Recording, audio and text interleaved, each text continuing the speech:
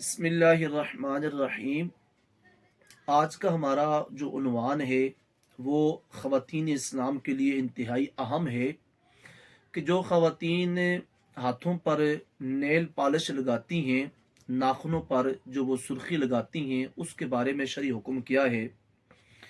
اس کا لگانا جائز ہے یا جائز نہیں ہے، اور اس کو لگا کر طہارت حاصل ہوتی ہے یا حاصل نہیں ہوتی۔ سب سے پہلے تو یہ بات سن لیجئے اور سمجھ لیجئے کہ اگر نیل پالش کے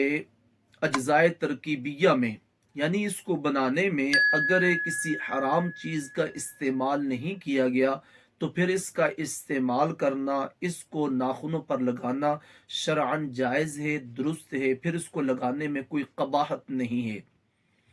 یہ تو پہلی صورت ہوگی۔ اب جو دوسرا مسئلہ ہے اس کی طرف آتے ہیں کہ اس کو لگا کر طہارت حاصل ہوتی ہے یا طہارت حاصل نہیں ہوتی۔ یہ مسئلہ انتہائی قابل غور ہے کہ جب نیل پالش لگائی جاتی ہے تو اس کے خشک ہونے کے بعد اس کا جسم بن جاتا ہے، یہ جلد والی ہوتی ہے کہ خشکی کے بعد اگر اس کو کھرچا جائے تو اس کے چھلکے یہ ناخنوں سے اترتے ہیں، یہ جسم والی ایک شکل اختیار کر لیتی ہے، اور جب یہ ایک جسم والی تہ والی شکل اختیار کر لیتی ہے تو اس کا مطلب یہ ہے کہ اس کی موجودگی میں پانی ناخنوں تک نہیں پہنچتا۔ جب پانی ناخنوں تک نہیں پہنچتا تو اس کا مطلب یہ ہے کہ طہارت کامل نہیں ہوئی، کہ ایک فرض ادا ہونے سے رہ گیا ہے،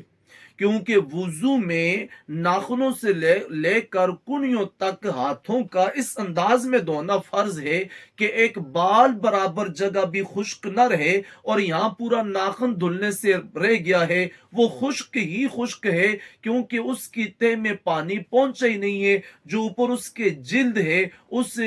نیل پالش کی جلد نے ناخن تک پانی پہنچنے سے روک دیا ہے۔ اس لیے جو خواتین نیل پالش لگا کر غسل کرتی ہیں ان کو اپنے ہاتھوں کو دوبارہ دھونا فرض ہے کہ وہ نیل پالش اتار کر پھر سے ناخنوں کو دھوئیں۔ اسی طرح اگر نیل پالش لگے ہوئے